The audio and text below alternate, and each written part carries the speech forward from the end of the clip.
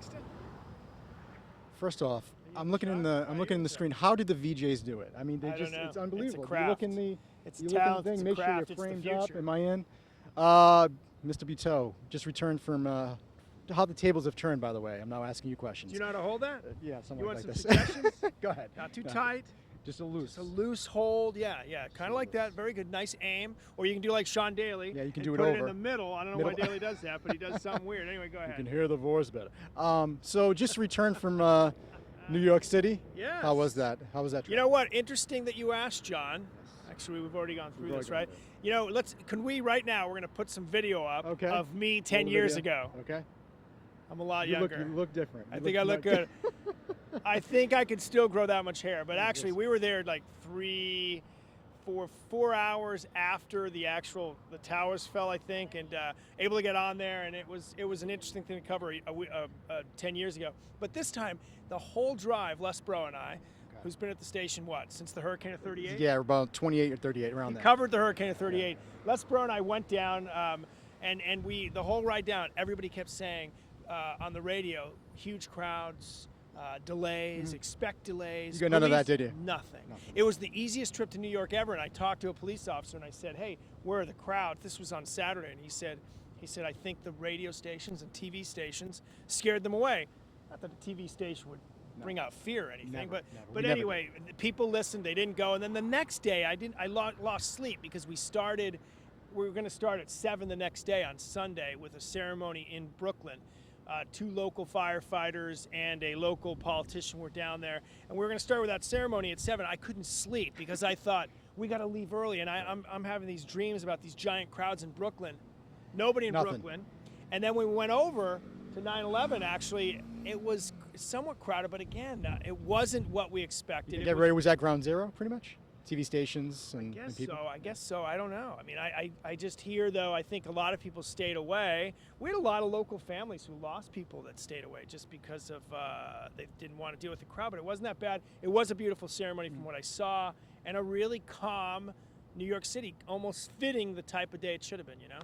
The one thing I noticed, you sent in a couple pictures of streets you went down 10 years ago, that you went down 10 years later. Just talk about the difference. Obviously, that day is totally different than when you went down there. It's the one thing that sticks in my mind still is the dust that day. And whenever you've walked in a snowstorm early in the morning or late at night, you can't hear your feet. And I remember the dust that day, that is horrible. When you think about what that dust was made up of the people from the tower themselves, you're walking on this dust completely quiet. Of course, no dust this time.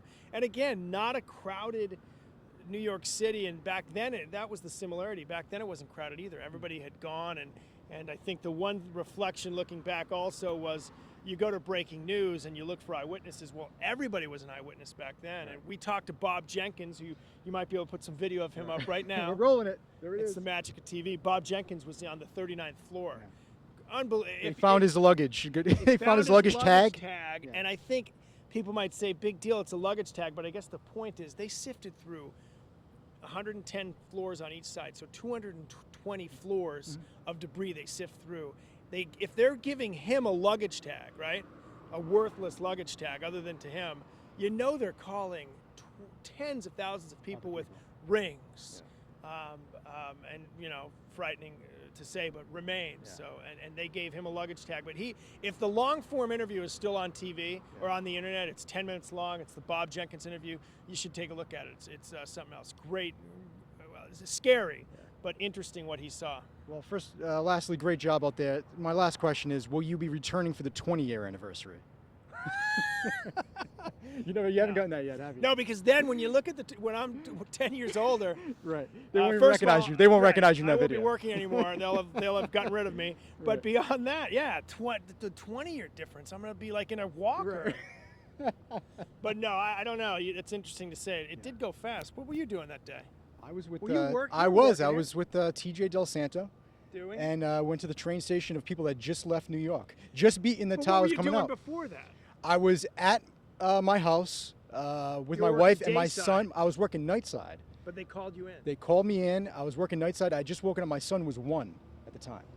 He had funny. just turned 1. No, I had turned 1. He was just born. Right, and Peyton was 3. Yeah. And I remember I was watching Blue's Clues. One of my favorite Nickelodeon shows. It's not on anymore. Right. I'm watching Blue's Clues with Peyton. I didn't know what had happened. Yeah. And then I think the station called me and said, we want to send you to New York or something. But when you get the text that says get in ASAP, you know it's something serious. But right? what were you doing? What was your assignment? Oh, you didn't know because you were. I was working nights. Nightside with me, I was working probably, nightside yeah. with you, and then you get the text from our news director, and then Come on in, happens. biggest story of the century, and it's just weird that now when that date comes up or the numbers 9/11, it's a whole new thing, isn't it? And we now are used to. It's only been 10 years, but you take a flight. You used to be able to. Somebody who's younger than us, because you're an old guy now. You get some gray hair working. On this side. Somebody they will remember that. They won't remember that you used to just be able to walk onto the airplane. You'd say goodbye at the gate. The security is unbelievable, and but it hasn't happened since then, which is good. So. All right, Walt Buteau. Street Story Web Extra. Do you like this side of the camera? I like this side of the camera, huh? I don't know how the VJs do it. Look, I'm creeping over to you. You've done an excellent job with this interview, John. Good job in New York. I'm worried about my job. You should 10 be. years from You now, should you're be. going back to 9/11. I'm out.